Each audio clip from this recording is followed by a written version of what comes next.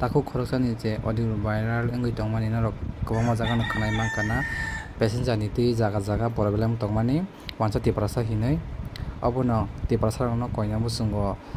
je jaga gari stand nogo tongwi tongkhana ela tongnani wngthong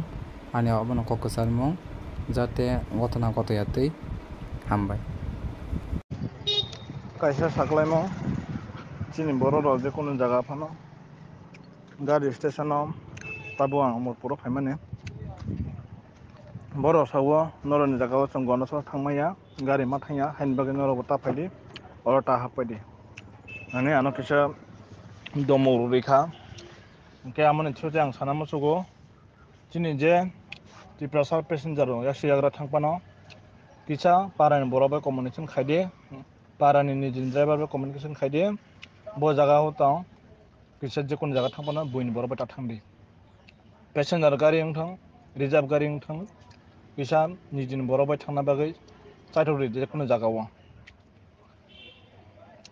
tei station bisingo jodi gari maya hingka khe nijini parani borok no khoj khaiui aro driver no khoj khaiui manano fataro thangnani station ni baire o tongdi phiaba tabo ang morpor station no phaikha ani gari tubui boroni borok no akhor himani pore khe ang chini borok nugui passenger nana hinui swngmani ano domor ri rohorkha omo message no kisa forward khairidi hambai jotono.